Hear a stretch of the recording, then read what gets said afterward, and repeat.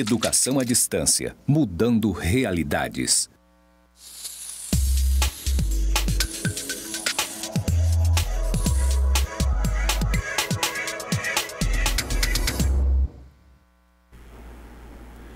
Tudo bem aí, galera? Vamos prosseguir então o nosso trabalho. Um abraço a todos os conselheiros e conselheiras, dos conselhos de direito, dos conselhos tutelares. Eu quero agradecer muito a possibilidade de participar desse nosso curso. Estou muito feliz de estar aqui e vamos dar prosseguimento ao que começamos hoje pela manhã, tão bem desenvolvido a partir das questões relativas ao CIPIA. E agora o nosso tema diz respeito a direitos humanos especiais de crianças e adolescentes. Nosso tema tem como foco a socioeducação, a problemática do adolescente em conflito com a lei, a partir da legislação nacional, da normativa internacional, naquilo que se transforma na justiça juvenil. Eu sou João Batista Costa Saraiva. Eu fui juiz da infância e juventude muitos anos da minha vida, fui promotor de justiça. Atualmente estou advogando, estou na presidência do Instituto Brasileiro de Direito da Criança e do Adolescente, que é o sucessor da antiga Associação Brasileira dos Magistrados, Promotores e Defensores Públicos da Infância e Juventude, se chamava ABMP. Muitos operadores dessa nossa área conhecem essa sigla. Nosso tema específico, e vamos ver se eu consigo manobrar bem aqui o nosso data show, diz respeito a essa temática da criança como sujeito de direitos, a lei da chamada situação irregular da criança e do adolescente, né? As políticas de proteção, refletir um pouco a respeito do que a gente tem chamado de direito penal de adolescentes, enquanto expressão da doutrina da proteção integral dos direitos da criança, na preservação desses direitos humanos especiais de adolescentes em conflito com a lei. Eu acho que esse assunto tem uma relevância especial, e aqui nós vamos para uma abordagem mais teórica, até para oferecer esta reflexão a todos os colegas, especialmente nesse ambiente do Brasil atual, em que se discute, mais uma vez, e com alguma ênfase atualmente, o tema do rebaixamento da idade penal. Há muitas pessoas que acreditam nesta possibilidade, assim como uma solução para o enfrentamento da delinquência juvenil. Eu não tenho dúvida que isso é um equívoco, mas eu compreendo que possa haver, de parte do senso comum, um debate em torno disso, porque passa fundamentalmente, penso eu, por uma falta de percepção da efetividade do sistema socioeducativo. Então, sobre isso vamos conversar juntos, vamos trabalhar a partir da perspectiva de como se construiu dentro do direito brasileiro este conceito de adolescente em conflito com a lei, a partir da doutrina da proteção integral dos direitos da criança, e vamos ver da onde surge essa conceituação. Daí porque o objeto central desse nosso primeiro encontro diz respeito fundamentalmente à normativa internacional. Fundamentalmente, nós vamos chegar na Convenção dos Direitos da Criança e ver essa compreensão desses chamados direitos humanos especiais de crianças e adolescentes. Eu acho bastante importante que a gente reafirme isso, porque existe um escritor argentino chamado Júlio Cortázar, e os argentinos são bons na literatura, né? Todo mundo conhece Borges, mas Júlio Cortázar é um escritor argentino bem interessante. E esse Júlio Cortázar tem uma frase, Cláudio, que diz assim, as palavras são como as facas. Quando se usa muito uma mesma palavra, elas perdem o fio. Assim me parece que são direitos humanos. Acaba-se utilizando muito esse conceito e as pessoas perderam um pouco a noção do seu significado. E é importante que a gente faça o resgate disso e a afirmação dos direitos humanos enquanto um tema fundamental, especialmente quando a gente trata de crianças e adolescentes. Então, de onde surge essa chamada doutrina da proteção integral dos direitos da criança, que todos nós, lidadores desse direito, conselheiros, conselheiros de direito, esses juízes, promotores, defensores, todos os atores do sistema de justiça, mesmo o pedagogo na linha de frente ou o psicólogo, todo esse conjunto de atores desse conhecimento multidisciplinar que faz o direito da criança, tantos eles se reportam à chamada doutrina da proteção integral de direitos da criança. Da onde vem isso? O Estatuto da Criança e Adolescente foi uma espécie de um coelho tirado de dentro de uma cartola pelo legislador brasileiro? Ou como se construiu esses conceitos que estão na Lei 8.069? E é disso que nós pretendemos falar hoje, pela manhã. E falar especialmente aos cursistas desses 4 documentos que estão aí na tela. 4 documentos que me parecem muito importantes e que podemos acessar no Google, temos acessibilidade simples a eles, e que me parece fundamental que todos nós, trabalhadores do direito da criança e do adolescente, tenhamos conhecimento de seu conteúdo, em especial a Convenção Internacional sobre os Direitos da Criança, porque este documento ele é uma normativa interna no direito brasileiro, porque o Brasil foi e é signatário dessa convenção. O Brasil foi um dos que aderiu à convenção nos primeiros momentos em que ela foi editada, em novembro de 89. E o Estatuto da Criança e do Adolescente, logo adiante nós já vamos ver isso, é a versão brasileira desta Convenção Internacional dos Direitos da Criança. A expressão dessa convenção no âmbito interno da nossa legislação, da nossa normativa, dá-se via o Estatuto. E eu queria conversar com vocês rapidamente sobre alguns aspectos interessantes a ponderar.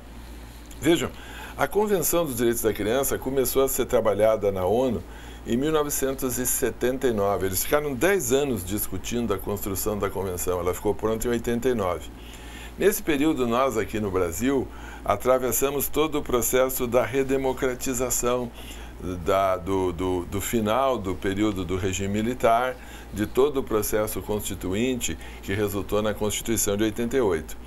E nós, brasileiros, nessa época, mantínhamos, digamos assim, uma conexão com aquilo que se discutia nas Nações Unidas em termos de direitos em geral, direitos da criança e do adolescente em particular.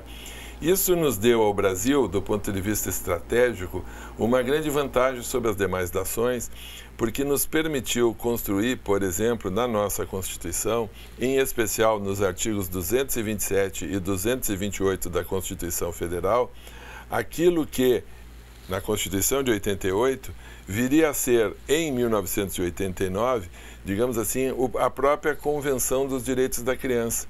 Porque esses artigos 227 e 228 da nossa Constituição Federal traduzem o que nós podemos chamar de um resumo do que veio a ser, em 1989, a própria Convenção dos Direitos da Criança.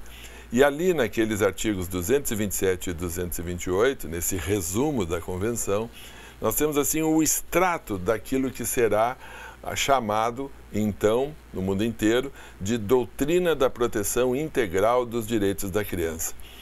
Essa doutrina da proteção integral dos direitos da criança, pois, que tem na Convenção seu documento principal, e eu insisto em falar com os cursistas sobre isso, porque me parece muito importante, colegas, que a gente dedique um pouco do nosso tempo à nossa formação doutrinária, de conhecimentos técnicos, até para poder fazer frente ao debate que surge, particularmente nesse tema da socioeducação, onde muitas vezes há pessoas que têm assim um certo pensamento mágico, uma solução simplista sobre uma questão que é bastante complexa. E é importante a gente conhecer a formulação disso. E esse conjunto de regras, incluindo a Convenção, ao lado dessas demais que estão nessa lâmina que eu projetei, com as regras mínimas de Beijing, as regras das Nações Unidas para menores privados de liberdade, ou as chamadas diretrizes de Riad, compõem um conjunto normativo sobre o qual nós vamos rapidamente tentar abordar um resumo aos colegas. E me parece que eu uso sempre assim essa figura que está aí como é que é o nome dessa menina aí do Quino, da Mafalda. Eu peço sempre o apoio da Mafalda, quando a gente está disposto a discutir um pouco sobre ser sujeito de direitos, para a gente refletir, afinal, o que mudou, qual é a dinâmica na organização das famílias e do ponto de vista do direito, que este quadrinho da Mafalda, que eu peço que ocupe integralmente a nossa tela, expressa. Por que se diz isso? Veja, a Mafalda é uma personagem universal, e eu botei aí em castelhano, podia ter posto essa telinha em português, mas eu podia ter colocado também em inglês, podia ter em francês, porque a Mafalda é traduzida para o mundo inteiro. Ela foi criada nos anos 60, e o que tem nesse diálogo? Esse diálogo é interessantíssimo, porque esse diálogo tem a ver com a questão do exercício da autoridade e a necessidade de que a ordem da autoridade seja justa. Qual é o diálogo da Mafalda? A mãe dela lhe dá uma ordem e ela responde: mas por que eu devo cumprir? Por que eu devo fazer? E a gente ouve a voz da mãe ecoando ao fundo tonitruante: porque eu estou te ordenando, eu sou a tua mãe. E a Mafalda então responde para ela, bem ao estilo das crianças e adolescentes contemporâneos: mas se essa é uma questão de títulos, eu sou a sua filha e nós nos formamos no mesmo dia. E é verdade. O que está por trás dessa frase da Mafalda, enquanto a chamada democratização das relações familiares, que a Convenção das Nações Unidas de Direitos da Criança buscou regulamentar e que o Estatuto da Criança e do Adolescente, no âmbito da normativa interna brasileira, deu eco? Fundamentalmente numa frase: o exercício da autoridade hoje se dá muito menos pelo título daquele que a exerce, mas fundamentalmente pela justiça da ordem. Se a ordem for justa, nós estamos no exercício da autoridade. Se a ordem for injusta, o que existe é autoritarismo. E eu acho que esta é a grande distinção entre exercer autoridade e ser autoritário. Exercer autoridade é determinar ordens justas, é determinar ordens adequadas, é determinar ordens fundamentadas na normativa, fundamentadas na regra, na lei, na ética. Quando a ordem for injusta, mesmo que tu seja o detentor do poder, tu estarás exercendo um papel autoritário. Eu acho que essa é a diferença entre ter autoridade e ser autoritário. E me parece que isso perpassa essa discussão do tema da criança e do adolescente, nesse âmbito da Convenção das Nações Unidas de Direito da Criança, e que repercute lá na sala de aula do professor, lá no âmbito da família, na relação entre o pai e a mãe com seus filhos, e repercute no tema do adolescente em conflito com a lei. Vamos adiante. É fundamental, e nesse quadro seguinte a gente tem uma noção mais clara sobre isso, que o câmbio paradigmático que se estabeleceu desde o Estatuto da Criança e do Adolescente, desde a Convenção, e portanto nós estamos falando já de um arco de quase 30 anos. Vejam, a Convenção faz agora em novembro 30 anos. O Estatuto da Criança e do Adolescente, o ano que vem, irá completar 30 anos. É muito tempo, não é pouco tempo. É muito tempo para nós permanentemente estarmos a dizer que o Estatuto precisa ser implementado. Na verdade, é um tempo que é suficiente para nós avaliarmos por que não somos capazes de dar implementação a todas as questões que ali foram postas. E que me remete a uma indagação que faço a esse grupo de pessoas. Nós todos nos reunimos aqui e vi aqui muitas queixas de conselheiros sobre insuficiências estruturais de alguns conselhos. E nós estamos falando de uma instituição criada há 30 anos pelo Estatuto da Criança e do Adolescente. E me parece que talvez um dos grandes problemas da operacionalidade do Estatuto da Criança e do Adolescente, e por isso a importância de um curso como esse, não seja tanto a sua crise de implementação. A sua crise de implementação é uma crise grave, ela é notável. A gente percebe que existe uma série de questões que ainda carecem serem implementadas, e não obstante muitas outras tenham sido. Mas por que a gente experimenta uma crise de implementação? A gente experimenta uma crise de implementação muito menos por ausência de recursos, embora perceba que há ausência de recursos, mas por uma questão anterior a essa. Me parece que há, em relação ao Estatuto da Criança e do Adolescente, uma crise muito maior que a sua crise de implementação. É a sua crise de interpretação. As pessoas não sabem manejar o Estatuto da Criança e do Adolescente. Muitas vezes operam com o Estatuto da Criança e do Adolescente com uma lógica que ainda é do Código de Menores, e por isso a importância desse quadro. O que esse quadro busca destacar? Uma lei regida por uma doutrina da proteção integral trabalha com crianças e adolescentes. Não trabalha com aquela ideia antiga de menores. Isso parece uma coisa assim já superada e que deveríamos estar num outro estágio passados esses 30 anos de vigência, mas que se percebe que periodicamente ainda há, e muitas vezes há, operadores que não têm clareza dessa condição de sujeito da criança e do adolescente, de sujeito de direito e não objeto de proteção. Porque o sujeito de direito atua numa outra perspectiva. A perspectiva do sujeito de direito é que ele tem direitos a serem protegidos. E esses direitos a serem protegidos correspondem deveres proporcionais a eles. Por isso falaremos logo adiante da responsabilidade penal do adolescente. Nós não tratamos na perspectiva de uma proteção de menores. Nós fazemos proteção de direitos. Proteger direitos é muito mais complexo do que proteger menores e exige muito mais qualificação dos atores.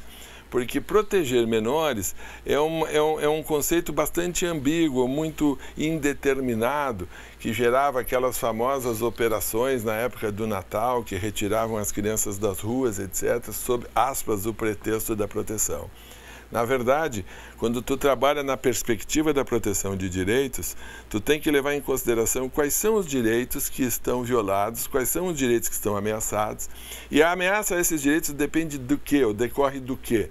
De uma omissão, de uma falta de política pública, de uma omissão dos pais ou responsáveis, depende da própria conduta da criança e do adolescente, sim, porque muitas vezes a própria conduta da criança e do adolescente vulnera os seus direitos, expõe seus direitos a risco. E isso são temas que nós temos que trabalhar. Agora, uma política que promove esses direitos, que trabalha nesses direitos, os reconhece e os promove. E não trabalha naquela perspectiva da violação e da restrição.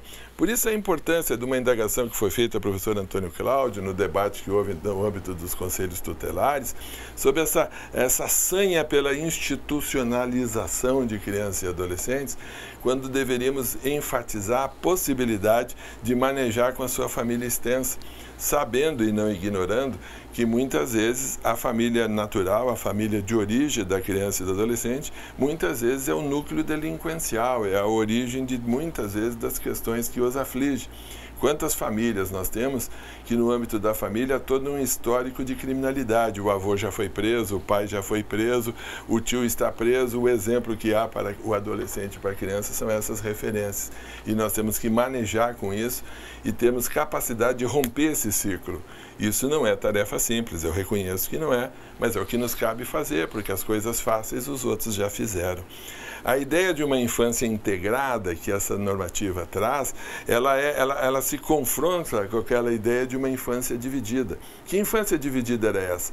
Era aquela infância que dividia a sociedade entre os menores, que eram os delinquentes e os abandonados, e as crianças e os adolescentes, que eram os bem-nascidos. A ideia da lei hoje, e a ideia de uma doutrina da proteção integral, é trabalharmos com uma infância integrada. Todos são crianças e adolescentes. Alguns poderão ser autores de ato infracional, alguns poderão estar em situação de vulnerabilidade social, alguns poderão estar em situação de ameaça ou grave violação de seus direitos. E nós temos que encontrar soluções que sejam confiáveis e que a sociedade brasileira respeite e acredite que somos capazes de sermos protagonistas. Me parece que essa é a maior crise que nós temos no Estatuto da Criança e do Adolescente. O senso comum, em certa medida, muitas vezes, não acredita que os mecanismos que o Estatuto da Criança e do Adolescente disponibiliza, especialmente em sede de adolescente em conflito com a lei, seja capaz de dar a resposta que a sociedade tem a expectativa de receber. Vamos trabalhar por que isso acontece. Agora, fundamentalmente, quando trabalhamos com essa ideia de uma doutrina da proteção integral, nós trabalhamos com a ideia de que são pessoas em peculiar condição de desenvolvimento, não são incapazes. Uma criança não é incapaz. Se alguém tem dúvida que uma criança é incapaz, fique sabendo que é meu neto que me orienta no manejo que faço da informática. Quando eu preciso de um apoio sobre um tema de informática, eu que sou um matungo velho, eu peço ajuda para o meu neto que tem 9 anos. E ele vai lá e rapidamente, em 2 minutos, faz as coisas funcionarem. Ele é um incapaz? Não. ele não é um adulto. Ele não é suficientemente apto a tomar deliberações sobre a sua vida. Mas ele é uma pessoa em peculiar condição de desenvolvimento e sua palavra tem que ser devidamente considerada no contexto das questões que são postas em julgamento. Daí a importância do artigo 12 da Convenção dos Direitos da Criança e do Adolescente, que fala de um princípio que pediria que todos atentassem a ele, que é o chamado princípio da autonomia progressiva, que reconhece, e aí vamos para a Mafalda, que crianças e adolescentes não são incapazes. São pessoas que progressivamente vão conquistando sua autonomia e podem opinar sobre determinados temas, o que não significa que sua opinião será determinante da solução, mas evidentemente que a sua opinião não pode ser desconsiderada quando se pretende construir uma solução em face do problema que ele enfrenta. Isso se vê, por exemplo, nós que trabalhamos com crianças e adolescentes no sistema protetivo, temos a miúde o atendimento de crianças, vide essas crianças vitimizadas, vítimas de abuso sexual, etc., os mecanismos de depoimento especial e um conjunto de ações que são feitas. No adolescente em conflito com a lei, isso tem maior relevância ainda, porque o adolescente, que é toda pessoa a partir da 0 hora do dia que completa 12 anos, e a gente muda de idade a 0 hora do dia do aniversário, a gente não muda de idade na hora que a gente nasce, segundo o registro de nascimento. Aquilo ali eu acho que a lei exige que conste só para a gente poder fazer um mapa astral. Na verdade, a gente muda de idade a 0 hora do dia do nascimento. A 0 hora do dia que o menino completa 12 anos, ele se faz um adolescente. E fazendo-se um adolescente, ele passa a ser sujeito de medidas socioeducativas. Logo adiante vamos ver isso. Mas é fundamental que a gente tenha posto o seguinte: se são pessoas em peculiar condição de desenvolvimento, é fundamental a opinião da criança. Ela não pode ser desconsiderada. Outro ponto a se discutir, portanto, e já estou na outra tela, é que não se fala mais naqueles discursos antigos da doutrina da situação irregular, de situação de risco, perigo moral, material, situação irregular, embora muitas vezes as pessoas se socorram desses argumentos. O que fundamentalmente justifica a intervenção do Estado no âmbito da liberdade individual de um sujeito, seja ele criança, seja ele adolescente, é saber quais são os direitos que estão ameaçados ou violados. Se não houver direito ameaçado ou violado, nós não temos possibilidade de intervenção no âmbito da liberdade individual do sujeito. Sejamos esse sujeito um homem velho como eu, sejamos esse sujeito uma criança de 3 anos, um adulto de 10. Fundamentalmente, pois, nós temos que trabalhar com a perspectiva que não existe situação irregular de menor. Eventualmente, as instituições é que podem estar em situação irregular e precisam ser revistas. Daí, o quanto a doutrina da proteção integral, e nesse particular o Estatuto da Criança e Adolescente, reproduz as disposições da normativa internacional, trabalha sobre a importância da descentralização das decisões. Portanto, a grande importância do empoderamento dos conselhos municipais de direito, dos conselhos estaduais de direito e não apenas do Conselho Nacional, ou seja, saber que existem situações no âmbito dessas atividades e perceber, então, em decorrência disso, dessa descentralização, que o juiz da infância e juventude ele tem que atuar no seu espaço de jurisdição e não como um bom pai de família. Na verdade, ele é um técnico, ele tem que ser um especialista. E esse especialista limitado por garantias e não um juiz com poderes onipotentes. Fundamentalmente, a ideia é separar o assistencial do penal, ou seja, perceber que a justiça da infância e juventude, as políticas socioeducativas, elas estão voltadas para o universo das crianças e adolescentes brasileiros e não apenas para um determinado segmento. Eu vou contar uma experiência pessoal, um fato muito interessante, e compartilho com os amigos conselheiros tutelares. Lá em 1992, talvez 91, quiçá 93, início dos anos 90, nós no Rio Grande do Sul estávamos empenhados na estimulação da criação de conselhos tutelares em todos os municípios e eu fazia parte desse movimento. Nunca esqueço, uma noite muito fria, um frio de lascar, 3 graus abaixo de zero. Eu fui para um município chamado Flores da Cunha, que fica na Serra Gaúcha, um município muito próspero, muito rico, realmente muito próspero e muito rico, à época com plenitude de emprego. E me vou para lá, junto com outras pessoas, para ter um encontro com a comunidade, para falar sobre a importância do Conselho Tutelar. Eu nunca esqueço essa noite, porque nessa noite jogava Grêmio e Flamengo em Porto Alegre, e eu não pude ir no jogo, sendo eu muito gremista. Como hoje estou aqui em Porto Velho, não posso estar lá em São Paulo acompanhando meu time. Naquela noite eu estava lá em Flores da Cunha, acompanhando e o jogo só coringando no rádio. E falávamos para todos os presentes, e depois da exposição sobre a importância do Conselho Tutelar, uma senhora levanta-se ao fundo da sala e diz assim: mas doutor Saraiva, muito bonito tudo isso que o senhor disse, mas nós aqui não precisamos de Conselho Tutelar, porque aqui nós não temos pobres. Eu fiquei tão chocado com aquela afirmativa que eu pensei 15 segundos antes de dar a resposta para dizer o seguinte: olha, o Conselho Tutelar não é para pobres. O Conselho Tutelar é para todos. O Conselho Tutelar poderá muitas vezes se ver envolvido que a situação de pobreza é uma geradora de situações de violação de direitos, sem dúvida nenhuma.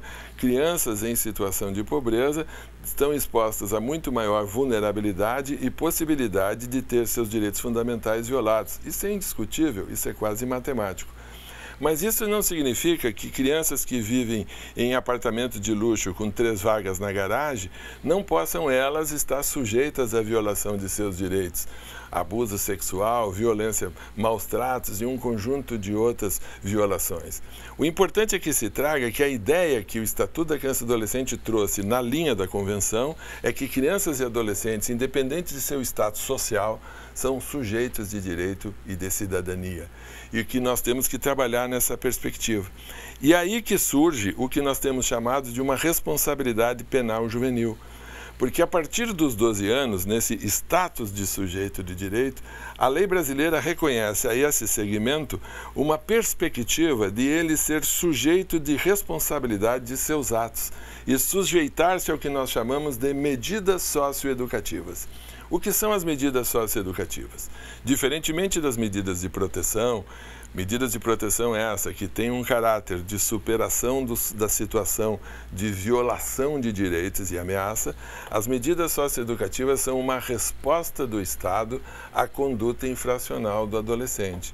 É um que chamaríamos de um direito penal do adolescente, baseado no princípio da legalidade, ou seja, aquilo que é proibido para um é proibido para todos, é o que está na lei. E nós temos que trabalhar na perspectiva da resposta que o Estado é capaz de dar a esses adolescentes que fazem-se em algum momento vitimizadores. E, portanto, a gente trabalha nessa perspectiva que igualdade não significa justiça. A justiça significa a possibilidade de dar um tratamento desigual na medida das desigualdades, garantindo uma possibilidade de atendimento a todos. A Constituição Federal, ela incorpora, portanto, essa doutrina da proteção integral. Ela traz para dentro de si, especialmente nesses artigos 227 e 228. Eu pediria aos cursistas, em particular, e esse é o trabalho que a gente vai ter num primeiro momento, de verificar a presença da normativa internacional, da Convenção dos Direitos da Criança, no âmbito das nossas leis internas. Entrem no Google aí, baixem a Convenção dos Direitos da Criança. Por exemplo, deem uma olhada nos artigos 37 e 40 da Convenção, que trata especialmente desse tema do adolescente em conflito com a lei, para verem as regras que estão ali postas, e vocês vão descobrir que algumas dessas regras praticamente foram transcritas da Convenção para dentro do Estatuto da Criança e do Adolescente. Talvez o debate que possamos ter, e é um debate espinhoso e eu não fujo dele, seja avaliar até que ponto as medidas socioeducativas previstas no Estatuto, especialmente aquelas de privação de liberdade, que tratam dos atos infracionais de maior gravidade, que resultam em morte, grave ameaça, estou falando aqui de homicídios, de estupro, etc., até que ponto a resposta que o Estatuto da Criança e do Adolescente construiu em 1990 e vige até hoje, ela é suficiente enquanto mecanismo de defesa social. E aí penso que talvez devêssemos, e isso é uma opinião pessoal, não é do curso, é a opinião do Saraiva, no sentido de que me parece que seria oportuno aproveitar esses 30 anos de experiência acumulada que temos no Estatuto e, eventualmente, fazer algumas correções pontuais no que diz respeito ao tempo de privação de liberdade para determinados tipos penais. Mas, para isso, nós vamos ter que qualificar os atores do sistema, especialmente as unidades de privação de liberdade de seus trabalhadores e os programas de meio aberto. Hoje, todos eles fundamentalmente centrados nos CREAS. Os CREAS acaba sendo, assim, digamos, a panaceia de um conjunto de políticas públicas, inclusive das medidas socioeducativas, o que me deixa assim, um pouco apreensivo, porque muitas vezes os CREAS não estão suficientemente instrumentalizados para dar conta desse conjunto de atribuições que lhes são dadas, especialmente o atendimento do adolescente em conflito com a lei. Em resumo, trabalhamos na perspectiva do chamado tríplice sistema de garantias, um sistema primário que trata das políticas públicas, universal para todas as crianças e adolescentes brasileiros. O artigo 4º do Estatuto da Criança e do Adolescente traduz isso, os artigos 86 e 87, de certa forma, explicitam. Um sistema secundário de garantias, que é o que trata das medidas protetivas voltadas para crianças e adolescentes cujos direitos estejam violados ou ameaçados. A porta de entrada disso está ali nos artigos 98, 99, 100 e 101 do Estatuto da Criança e do Adolescente. O grande protagonista desse sistema secundário é o Conselho Tutelar, naquelas atribuições que o artigo 136 do Estatuto lista, na operacionalidade dessas medidas protetivas para essas crianças e adolescentes cujos direitos estão ameaçados ou violados, e o sistema terciário de garantias, que trata das medidas socioeducativas e tem fundamentalmente por alvo e mira o adolescente em conflito com a lei. E digamos assim, o artigo determinante, a porta de entrada desse sistema é o artigo 103 do Estatuto, que diz que ato infracional é toda conduta descrita na lei como crime ou contravenção. É desses que esse nosso encontro fundamentalmente busca ocupar-se, ou seja, do adolescente que pratica um crime, segundo a descrição da lei.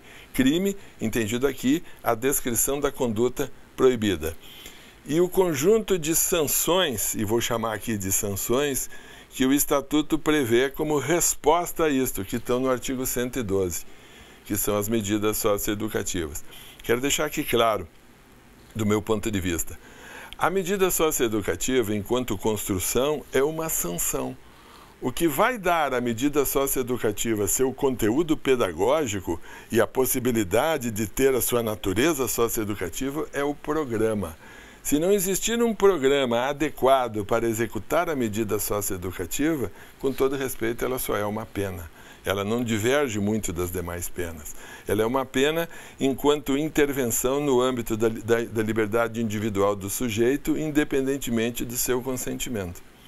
Ela deixará de ser uma pena para passar a ser algo positivo na história desse adolescente, dependendo da qualidade do programa de atendimento onde ela será executada, seja ela em meio aberto, através da liberdade assistida ou da prestação de serviço à comunidade, seja ela privativa de liberdade.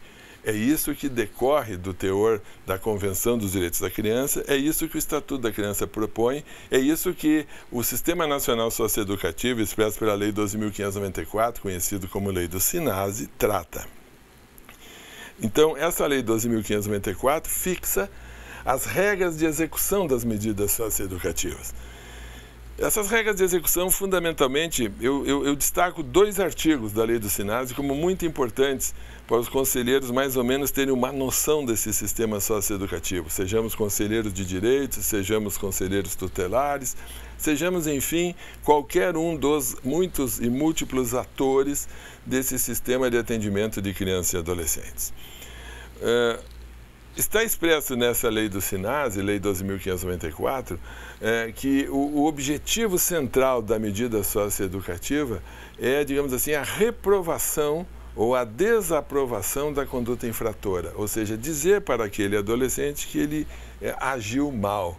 E é importante que isso seja dito, porque também é direito da cidadania encontrar o limite, encontrar a regra, encontrar a norma.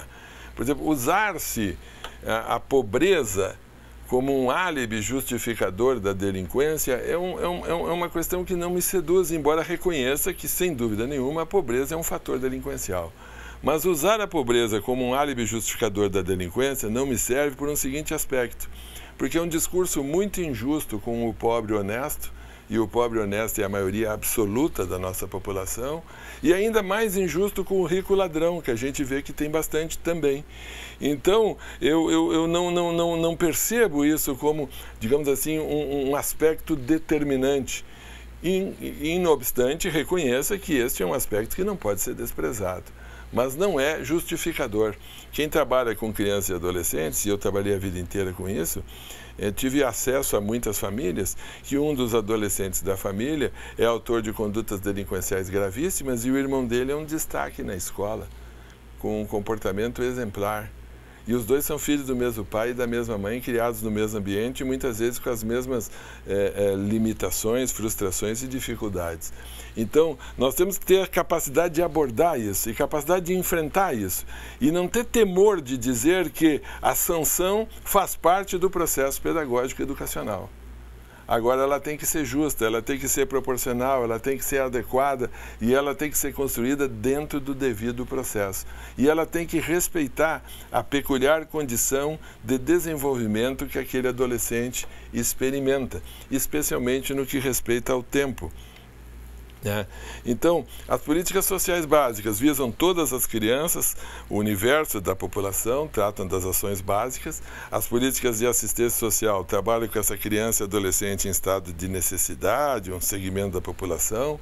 O tema da complementação alimentar, eu vi uma das perguntas que foi dirigida ao professor Antônio Cláudio, de um determinado município, não me recordo de que estado, onde o conselheiro tutelar fazia um desabafo angustiado, falando dos problemas que enfrentava, e ali todos eram problemas, a escolaridade, o transporte escolar, a falta de estrutura, a inexistência de atendimento à saúde, era um conjunto de insuficiências que realmente conduziam a uma perplexidade e que, de fato, é uma realidade que nós nos defrontamos muitas vezes em muitos rincões do nosso Brasil e da necessidade que temos de superar isso.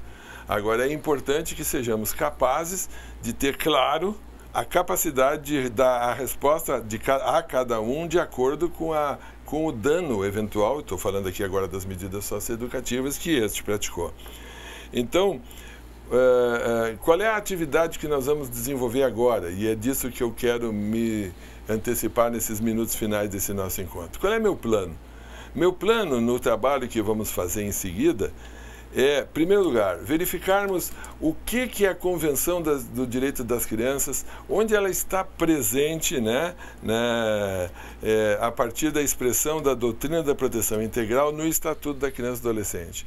Onde nós, os trabalhadores desse sistema, percebemos com maior clareza a presença da doutrina da proteção integral dos direitos da criança, em quais dispositivos que nós podemos, digamos assim, eleger isso, se é que podemos, onde a gente identifica com toda a força e toda a veemência a doutrina da proteção integral dos direitos. Faço essa observação porque acho que é importante a gente fazer um manejo desse conjunto doutrinário na prática das nossas atividades.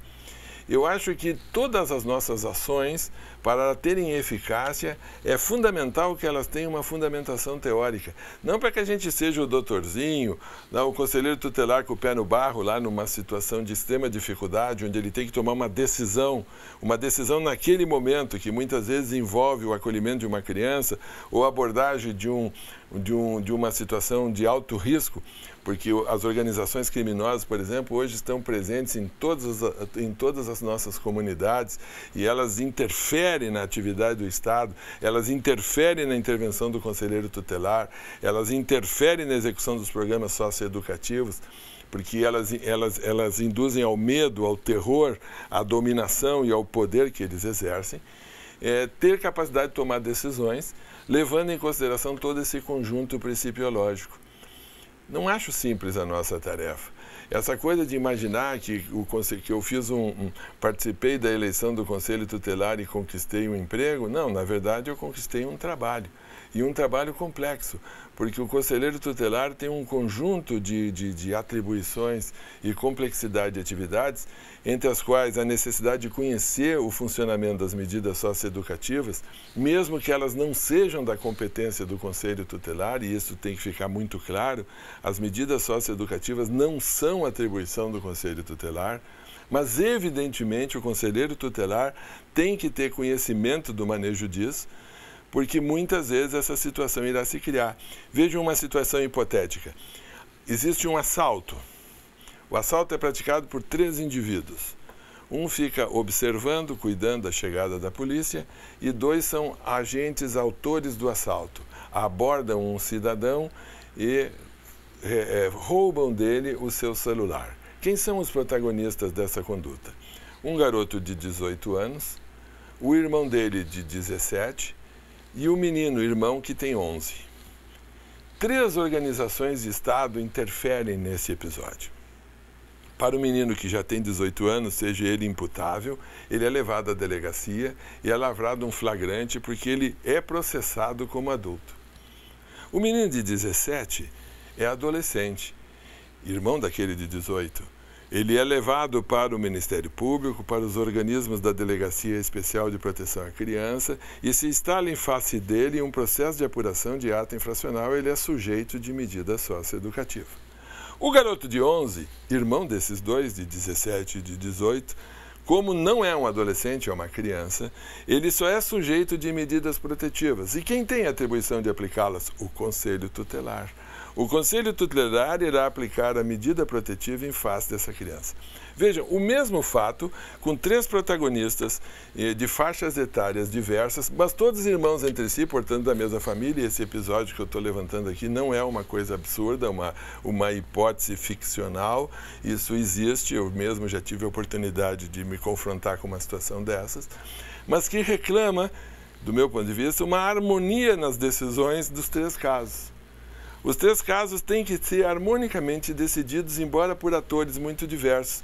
Por isso a importância do sistema conversar entre si, embora eu saiba que ele conversa pouco entre si. Porque os atores desse sistema muitas vezes não conversam entre si. É muito raro tu ver o sistema de justiça conversar com o sistema protetivo, com conselhos tutelares, e mesmo o sistema de justiça entre si, a área da infância e juventude com a área penal, também não conversam muito entre si.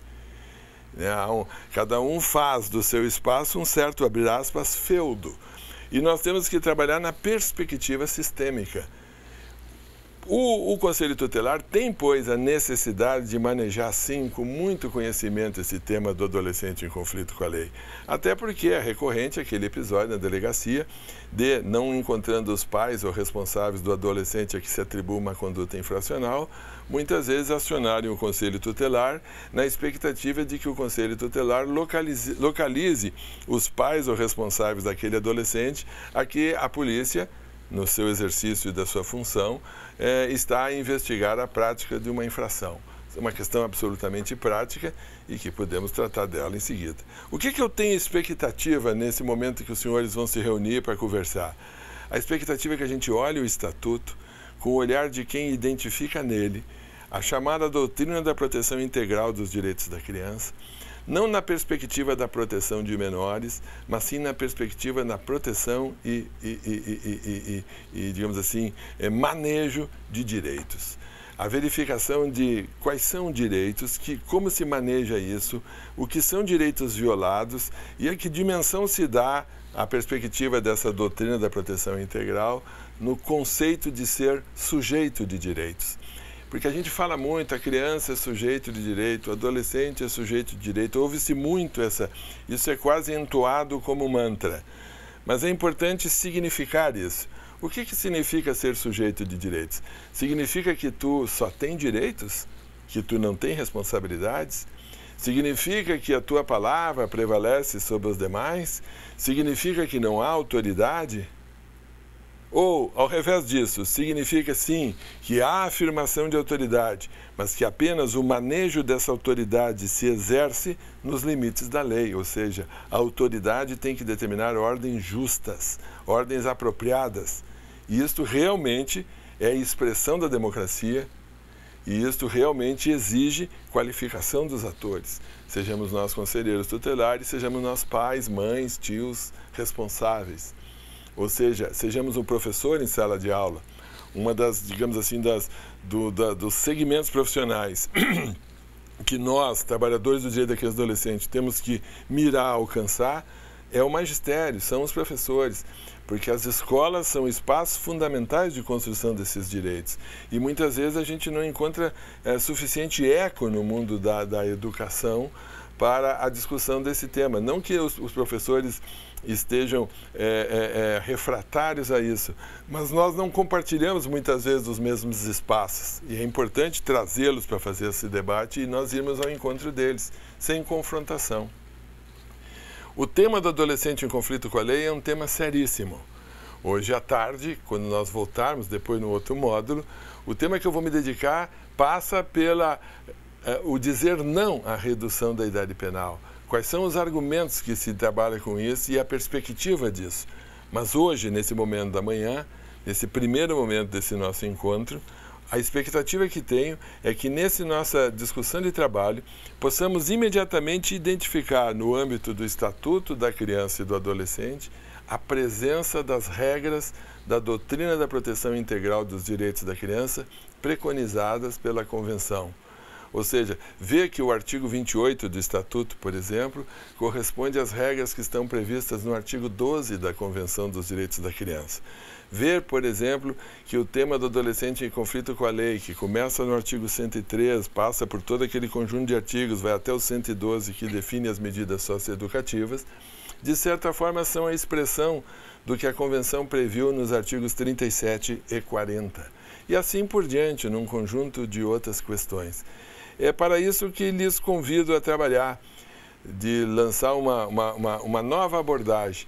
E sem aqueles, digamos assim, há sempre um certo receio para a discussão, digamos, doutrinária, no sentido de que isso possa parecer um debate que muitas vezes nos remeteria ao imaginário de que essa é apenas uma discussão acadêmica.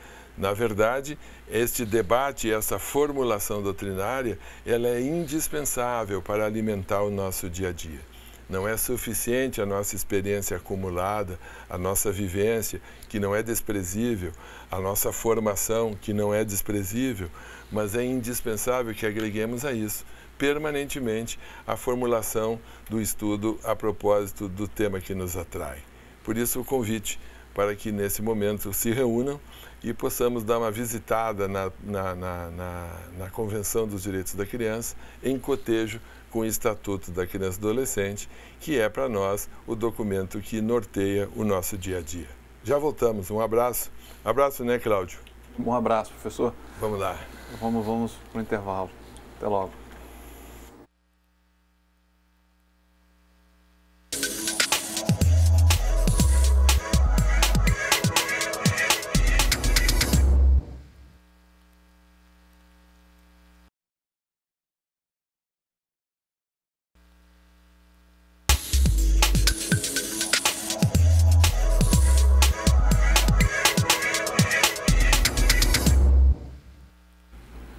Então, galera, como é que foi? Qual foi o propósito? Soube que o pessoal ficou um pouco inquieto, porque tinha expectativa de um roteirinho com perguntas, etc. A ideia não era essa. A ideia nossa era exatamente oportunizar um debate entre os colegas, no sentido de oportunizar a discussão. Poucas vezes, imagino eu, a gente tem oportunidade de sentar e fazer uma leitura do Estatuto da Criança e do Adolescente, no sentido de buscar identificar na lei, afinal, de onde se originam esses dispositivos. A gente raramente para pensar. Existe sempre aquele imaginário de que as coisas são postas e, como tal, dali para frente devem ser observadas. Na realidade, a gente nunca deve perder de vista o seguinte: direitos são conquistas. Existe um grande doutrinador italiano chamado Norberto Bobbio, que escreve um livro que se chama A Era dos Direitos. É um livro que recomendo a todos. Vale muito a pena a leitura. Na verdade, é um livro composto de vários ensaios. Então, onde tu abrires aquele livro, tu estarás bem. do Norberto Bobbio. Nesse livro, Norberto Bobbio, falando sobre os direitos, ele expõe que os direitos são um processo de conquista. Os direitos, na medida em que a gente trabalha, eles vão sendo conquistados. E o risco que a gente corre para perder direitos é quando a gente os naturaliza. Quando a gente perde a percepção de que aquilo foi uma conquista e passa a imaginar que aquilo sempre foi assim. Quando se imagina que uma coisa sempre foi assim, a gente começa a correr o risco de perdê-la. Porque é fundamental que a gente tenha com muita clareza a percepção de como os direitos se construíram. No caso do adolescente e da criança, no caso do Estatuto da Criança e do Adolescente, isso me parece ainda mais importante, tu perceber como se construiu esse processo, como isso vem da Convenção. No caso do adolescente em conflito com a lei e das medidas socioeducativas, que é aquilo que vamos abordar mais tarde, no segundo encontro nosso, com mais especificidade, isso se torna ainda mais evidente e mais importante, porque o cenário que temos hoje, no Brasil em particular, mas na América Latina esse debate acontece em todos os países também, isso é um debate mais ou menos universal, diz respeito à eficácia das medidas socioeducativas, de como elas funcionam, que tipo de resposta nós vamos dar. Isso anima muitas vezes esse discurso de redução da idade penal, que muitas pessoas fazem, e fazem muitas vezes porque não acreditam na eficácia das medidas socioeducativas. E acho que esse é o ponto que nós temos que enfrentar. Veja, no mundo inteiro, o modelo do Estatuto da Criança e do Adolescente é mais ou menos adotado. Vamos para o contexto latino-americano. O que distingue o Brasil de seus vizinhos, do ponto de vista do adolescente em conflito com a lei? Fundamentalmente, hoje nós temos uma questão: o tempo máximo de privação de liberdade do adolescente. O tempo máximo de privação de liberdade de um adolescente hoje no Brasil são 3 anos. Ou seja, se o adolescente cometer um ato infracional grave, com violência pessoal ou grave ameaça, ele pode ficar privado de liberdade no sistema socioeducativo de privação de liberdade por até 3 anos. É isso que dispõe o Estatuto da Criança e Adolescente, em particular seu artigo 121. Como é que funciona isso no contexto latino-americano? Olha, a maior parte dos países da América do Sul tem um modelo semelhante ao nosso. Só que o tempo máximo de privação de liberdade no Uruguai, por exemplo, são 5 anos. Na Venezuela são 5 anos. A Bolívia tem um sistema bastante confuso do ponto de vista de responsabilidade, eles até têm uma extensão maior. Mas o Paraguai pode chegar a 8, na Colômbia são 8, no Chile são 10, o Equador são 4, Costa Rica pode chegar a 15 anos o tempo de privação de liberdade de um adolescente. Então, qual é a discussão fundamental que me parece nós devêssemos fazer no Brasil? Diz respeito ao tempo máximo de privação de liberdade, dependendo do tipo penal infringido. Isso, acho sim, que é uma discussão que pudesse ser feita no âmbito do Estatuto da Criança e do Adolescente, como possibilidade de um tratamento adequado à situação de cada adolescente, observado o princípio da proporcionalidade, que está na lei do SINASE, no artigo 35, e que está na nossa Constituição Federal, e que decorre desta Convenção dos Direitos da Criança, que eu pedi que vocês acessassem pelo Google e baixassem nos seus respectivos instrumentos de tecnologia que possam ter acesso, mesmo no celular, porque me parece bem importante que a gente faça isso. Vejam que eu quero destacar para vocês o seguinte: qual é o problema que vejo no Brasil e que produz toda essa discussão, e que aqui na Amazônia não é menor essa discussão? Outro dia conversava com o desembargador Mauro Campelo de Roraima a propósito disso, falava aqui em Rondônia com o Dr. Marcelo Tramontini, que também trabalha nessa área infracional, enfim, com vários colegas lá em Belém, com o pessoal do Ministério Público. Qual é a grande angústia da sociedade brasileira? A angústia da sociedade brasileira em face ao adolescente em conflito com a lei, no tema da medida socioeducativa, que é o objeto desse módulo, é a angústia relativa a existir ou não existir uma resposta do Estado em face à conduta infratora. Vamos fazer um paralelo? Vou convidá-los a fazer uma reflexão. Aqui na América Latina, existem 2 países que adoram se comparar. Adoram comparar-se um com o outro. E não são o Brasil e a Argentina. Brasil e a Argentina gostam de se comparar no futebol, em coisas assim. Os dois países latino-americanos que mais gostam de se comparar e que têm uma competição entre si são o Uruguai e a Costa Rica. Uruguai e Costa Rica são dois países que, nessa discussão de direitos humanos e de protagonismo no contexto das organizações dos Estados americanos, eles têm um papel, eles competem, eles têm um papel interessante. E por que competem? Eles competem porque eles têm um índice de desenvolvimento humano, IDH, muito parecido um com o outro, portanto são dois países bons da gente comparar. São dois países que têm território pequeno, a Costa Rica ainda menor que o Uruguai. São dois países que têm populações pequenas. O Uruguai tem 3,5 milhões de habitantes. A Costa Rica tem 5 milhões de habitantes. Onde que eu quero chegar nessa discussão de medida socioeducativa, comparando o Uruguai com Costa Rica? O que isso tem a ver com o Brasil? A situação é a seguinte.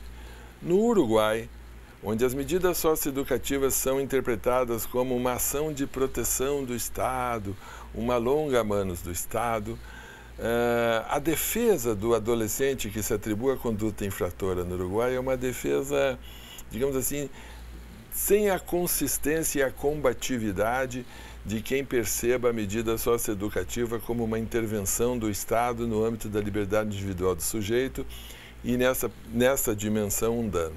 Resultado prático, o Uruguai tem quase 1.000 adolescentes privados de liberdade. Vamos para Costa Rica? Na Costa Rica, onde a medida socioeducativa de privação da liberdade do adolescente é tida como uma coisa grave, séria, uma intervenção forte do Estado no âmbito da liberdade individual do adolescente, portanto ele precisa de uma defesa combativa, a Costa Rica, que tem uma população maior que o Uruguai, 1,5 milhão de pessoas a mais, que tem o mesmo índice de desenvolvimento humano do Uruguai, tem cerca de 100 adolescentes privados de liberdade. Por que o Uruguai tem 10 vezes mais adolescentes privados de liberdade do que a Costa Rica, se os dois países têm mais ou menos o mesmo índice de desenvolvimento humano, que é um fator que nós não podemos desconsiderar no tema da delinquência, particularmente da delinquência juvenil? O que os distingue fundamentalmente? Eu diria que o que os distingue fundamentalmente é que na Costa Rica ninguém tem dúvida que a medida socioeducativa, seja ela privativa de liberdade ou de meio aberto, sendo ela uma intervenção do Estado no âmbito da liberdade individual do sujeito, enquanto isso é um mal. Enquanto isto, ela causa uma captis diminutio na liberdade individual do cidadão. Resultado prático, são poucos os adolescentes privados de liberdade na Costa Rica. No Uruguai, onde isso não é claro, é uma coisa meio parecida aqui com o Brasil, que há uma certa ambiguidade sobre a natureza jurídica da medida socioeducativa. Muitos imaginam ser uma medida de proteção reforçada, quando na verdade não é. A medida socioeducativa é uma resposta do Estado ao ato infracional, portanto, nessa dimensão ela é penalizante. O que faz ela socioeducativa é o programa que ela se executa. Mas como no Uruguai isso nunca ficou muito claro, o Uruguai tem mais de 1.000 adolescentes privados de liberdade, um pouco menos de 1.000 na verdade hoje. Já teve mais de 1.000, hoje tem um pouco menos de 1.000. Isso é um dado importantíssimo. Nós aqui no Brasil, de certa forma, fazemos o mesmo. Aqui no Brasil não está, em muitos operadores do sistema, ainda claro de que a medida socioeducativa tem uma natureza de responsabilização. E se tem uma natureza de responsabilização, nesta dimensão ela é penalizante, mesmo que ela seja promotora da cidadania no programa que ela vai ser desenvolvido. Por isso que digo que os CREAS, quando tratam das medidas socioeducativas de meio aberto, particularmente da liberdade assistida e da medida de prestação de serviço à comunidade, tem que ter uma capacidade de manejo dessa situação, porque ela não se confunde com as demais medidas protetivas que no CREAS se executam. As medidas socioeducativas são impostas, as medidas protetivas são oferecidas. Essa é uma diferença fundamental entre uma coisa que é imposta e outra que é oferecida. O que é oferecido, tu não é obrigado a dispor dela. O que é imposto, se tu deixar de cumprir, tu te sujeita a um sancionamento. Veja que se o adolescente não cumpre medida de liberdade assistida, ele pode ser internado por até 3 meses. E essas medidas de liberdade assistida estão no âmbito da responsabilidade do CREAS. Faço essas considerações. Diga, querido professor. Professor, tem aqui umas participações. Vamos lá. De Imperatriz, Manaus, Porto Grande, Marabá, Ariquemes, Bragança, lá do Ifrã, Zona Leste, Ananindeu, a Sailândia, diversas participações. Todos fizeram as analogias com o ECA e com a Convenção. Trouxeram aqui, mencionaram muito a Constituição também, o artigo 227. Mencionaram aqui o artigo 37, se eu não estou enganado, da Convenção.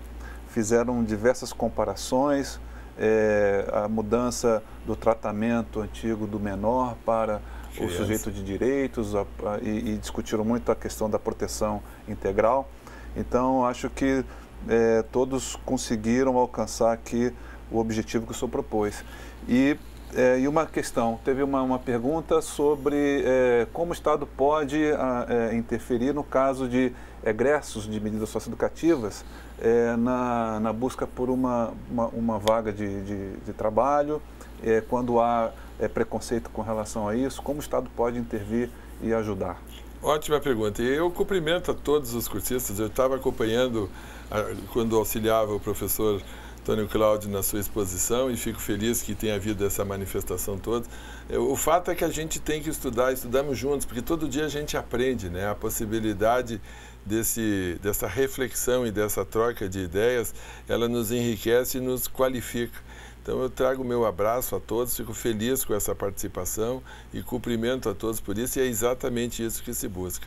Essa indagação a propósito dos egressos do sistema socioeducativo e como promover seu ingresso no mercado de trabalho, hoje nós temos uma situação muito grave nos egressos do sistema socioeducativo no Brasil. É altíssimo o número de mortes entre esses egressos e ainda altíssimo o número deles que ingressam no sistema penitenciário, porque nós temos fracassado no esforço de desligarmos esses jovens das facções criminais a quais eles muito cedo acabam se vinculando no espaço comunitário onde eles se desenvolvem. E isso é um grande desafio, não é tarefa simples. A pergunta que foi feita é ótima.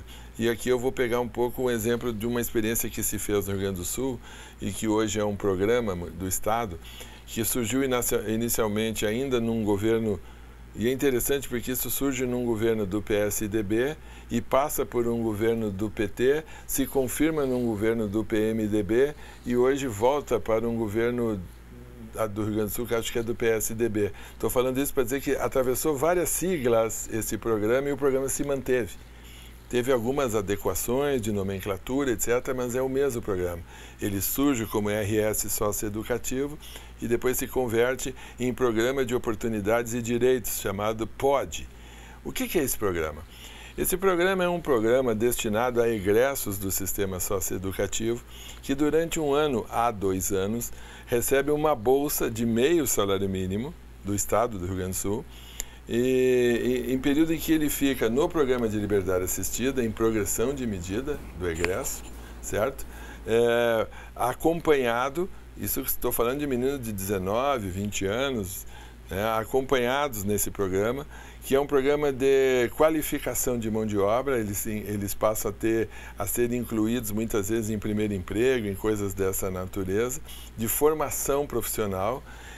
No Rio Grande do Sul, quem está conduzindo isso hoje no interior do estado é o CIEE, aquele sistema que trata de convênios de aprendizagem, né, de estagiários. O CIEE está conduzindo isso.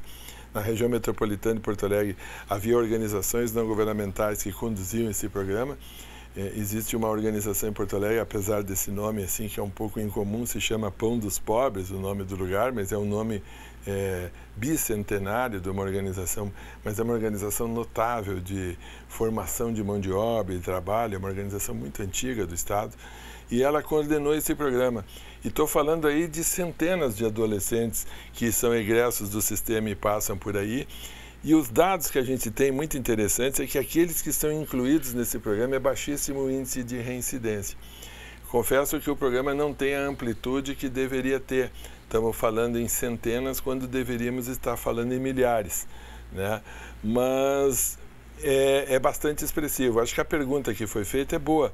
Eu acho que cada estado, cada comunidade, e por isso a importância da descentralização das decisões, o que às vezes implica em ausência de recursos, porque os recursos são centralizados. Esse é o nosso problema no Brasil, os recursos são centralizados e as decisões descentralizadas, e as responsabilidades descentralizadas.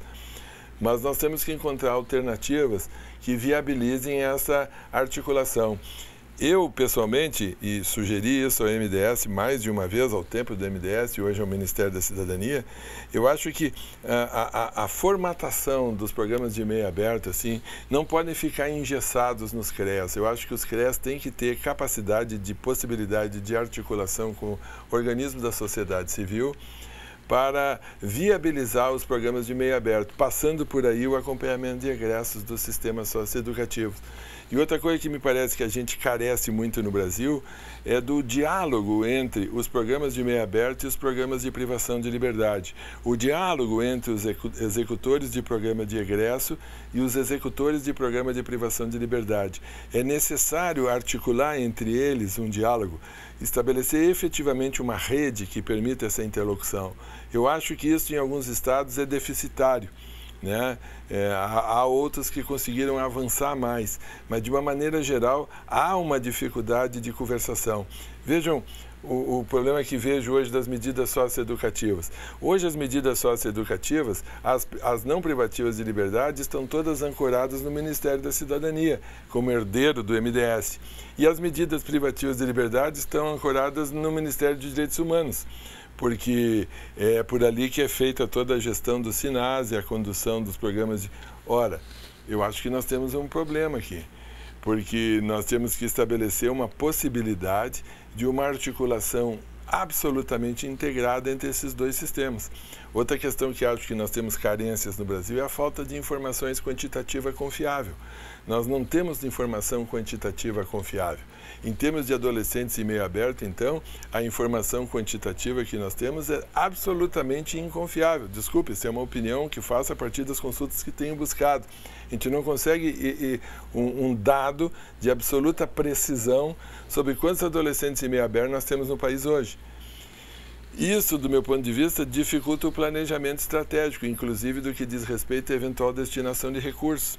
Imagina se o Ministério da Economia trabalhasse com dados assim tão indeterminados para fazer a política monetária nacional. Eu penso que um desafio que temos, e aqui me dirijo especialmente aos conselheiros municipais de direito, é buscarmos construir no âmbito das nossas comunidades uma capacidade de quantificação de dados confiáveis, que permita, e aí a importância do CIP e do que está sendo construído a partir do CIP, e a crítica que faço é que faz anos que a gente luta para dar efetividade ao CIP e ainda temos uma série de obstáculos a vencer, inclusive resistências, né, institucionais e corporativas, mas que precisamos de dados quantitativos confiáveis, certo? Isso inclusive para o atendimento de egressos, na pergunta que foi feita, que nos permitirá formular eventualmente um orçamento para dar conta desse conjunto de rapazes e meninas, são poucas as meninas, muitos os rapazes, que saem do sistema de privação de liberdade, para evitar que eles sejam imediatamente cooptados pelas facções criminosas e que a gente possa oferecer a ele uma alternativa. Não é tarefa fácil. Eu queria complementar, na minha experiência com o CIP Assinase, a gente também vê, além desse papel do Ministério dos Direitos Humanos e do Ministério da Cidadania, nas secretarias de Estado também há diversas vinculações, ora na Secretaria de Justiça, ora na Secretaria de Segurança Pública e um Estado, no Rio de Janeiro, parece que agora recentemente mudou para a Secretaria de Educação. Então essas vinculações, não sei se são problema ou se são solução, mas elas são muito diversas também. Eu acho que essas vinculações, elas expressam aquilo que disse no início da minha exposição. O maior problema do Estatuto da Criança e Adolescente não é a sua crise de implementação. Sim, esta é grave. Mas mais grave que essa é a sua crise de interpretação. Como não está definida a natureza jurídica, vou usar essa expressão, da medida socioeducativa, afinal, o que é isso? Ela acaba não tendo lugar. Ela, dependendo do humor do governante da hora, vai ser ancorada num determinado lugar, ora em outro lugar. O resultado é que nós temos no Brasil um verdadeiro, digamos assim, caleidoscópio de cores diferentes, né? De lugares distintos em que se aloca os programas. O resultado prático é naturalmente uma crise de confiança. A pior crise que nós podemos enfrentar no sistema socioeducativo é a crise de confiança. A sociedade não tem confiança no trabalho e é tão razoável essa crise de confiança porque, da onde ela vem? Dessa incapacidade de determinar a natureza jurídica da medida socioeducativa.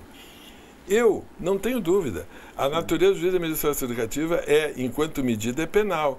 E enquanto o programa é educativo, é socioeducativo.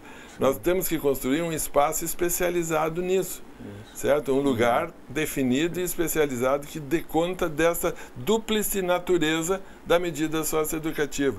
Penal enquanto intervenção no âmbito da liberdade individual do cidadão, independentemente de seu consentimento. Evidentemente que isso é uma penalidade. Agora, pedagógica e educativa, enquanto promotora da sua cidadania, capaz de resgatar as condições de cidadania desse sujeito num programa que permita ele voltar apto a exercer a sua cidadania, seja nos programas de meio aberto, que são fundamentais e que deveriam ser prioritários, seja nos programas privativos de liberdade. Agora, hoje, não se define o lugar desses programas. E isso é preciso de uma decisão política. É necessária uma decisão política. Essa decisão política tem que ser tomada para definir-se isso, porque isso permitirá um mínimo de planejamento em torno dessa questão que é grave, séria, vulnera os adolescentes. O número crescente de adolescentes são mortos, a violência contra a juventude no Brasil é brutal. O número de adolescentes egressos do sistema socioeducativo que é assassinado é crescente. É um índice assustador e revelador da nossa, enquanto sistema, incompetência na gestão dessa problemática. Então, acho que um curso como esse que nós fazemos aqui, ele permite, por isso esse debate que houve foi importante nesse nosso intervalo, porque o que eu quero? Que possamos conversar entre si e que possamos perceber que existem coisas que nós temos que resolver, existem conceitos que têm que ser definidos. Perfeito, professor. Tem mais uma questão colocada aqui pelo pessoal do Maranhão, que afirma que as medidas socioeducativas, por vezes, são cumpridas em locais diferentes de residência dos adolescentes. Quais são as consequências disso? Isso é muito grave. No estado do Maranhão, que é um estado grande, por exemplo, eu acho que, não sei quais são as unidades que existem no sul do estado. Sei que tem unidades em São Luís, não sei se tem unidades em Imperatriz, não sei onde há unidades de privação de liberdade do estado do Maranhão. Um estado que tem muitas realidades diversas, né? Tem a realidade litorânea, que é um personagem que vive naquela região. Para falar do Maranhão, podemos falar de qualquer lugar.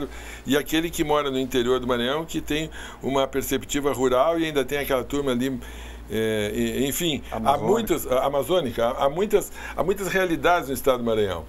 E o desejável é que o adolescente seja mantido o mais próximo possível da sua realidade social, familiar. O que a gente tem? A necessidade da regionalização dos programas de privação de liberdade. Não ao ponto de cada cidade ter a sua, porque eu sou contrário a isso. Eu sempre uso uma figura de linguagem que é o aparelho de raio-x do dentista. A minha geração, a geração dos anos 50, nós quando eram meninos, íamos ao dentista, a gente ia lá, abria a boca e o dentista imediatamente metia a broca e fazia o que tinha que fazer no teu dente, né? Muito bem, ele não tinha aparelho de raio-x. Hoje, tu vai a um dentista, nenhum dentista consegue mexer no teu dente sem fazer uma chapa de raio-x. Ele precisa justificar o aparelho que ele tem.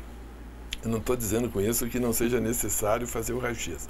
Eu só estou dizendo que há muitos procedimentos que eventualmente poderiam ser feitos sem necessidade de todo o recurso do uso do raio-x. Mas hoje nenhum dentista mexe no teu dente sem fazer um raio-x. O que significa isso? O aparelho está ali do lado, ele precisa ser usado. Assim as unidades de privação de liberdade. Quanto mais unidades de privação de liberdade forem criadas, todas estarão lotadas, porque precisa justificar a sua utilização. Portanto, eu sou contrário à criação de inúmeras unidades de privação de liberdade. Mas sou favorável que elas necessariamente existam, que elas sejam adequadas à proporcionalidade da demanda e que elas sejam regionalizadas. Agora, não se busque criar uma em cada lugar, porque se criar uma em cada lugar, todas estarão lotadas. Todas estarão lotadas, que nem o aparelho de raio-x do dentista. Se tem que usar. Disponibiliza o equipamento? Então vamos usar o equipamento. Então, minha lógica, a pergunta é justa.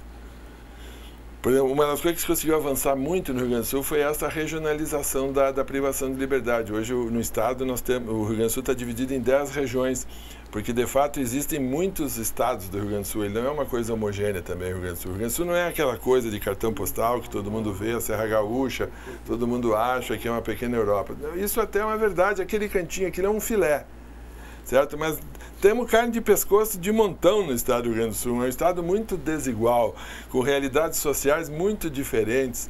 Dependendo de onde você estiver, estará em regiões com maior ou menor depressão econômica e maior número de pobreza, dependendo da situação, com maior delinquência ou não. Então, as realidades também são diferentes e precisam de unidades de privação de liberdade descentralizadas, e elas foram feitas. Então, acho que vamos concluindo essa intervenção da manhã, né, porque isso aqui é meio de vida, não é meio de morte, né? Então a gente também precisa se alimentar, cuidar do corpinho e do cadáver, né, para ficar bonito. Mas eu quero agradecer muito a participação de todos, né, desde a primeira hora da manhã. Faço em meu nome, em nome do professor Antônio Cláudio, porque fiquei muito contente com toda a adesão que houve. Esse tema é fundamental. O Brasil, como nunca talvez na sua história, mais esteja a necessitar da militância dos direitos da criança. Isso não é um discurso político partidário, não é em favor de A ou contra B, não. Eu não sou a favor de A nem contra B, eu trabalho por uma causa, trabalho por uma razão, por um propósito. Agora, é necessário, no país que daqui a pouco se polariza entre os a favor e os contra, que a gente consiga construir um diálogo e fazer uma ponte e construir soluções, porque todos nós queremos que os direitos da criança e dos adolescentes prevaleçam. Portanto, vamos trabalhar de mãos dadas, juntos, e aprender a estabelecer o diálogo, mesmo entre as diferenças. É isso. Ficamos bem assim? Até a tarde. Obrigado, já voltamos. Até a tarde. Vamos para o almoço. Vamos almoçar. Até logo.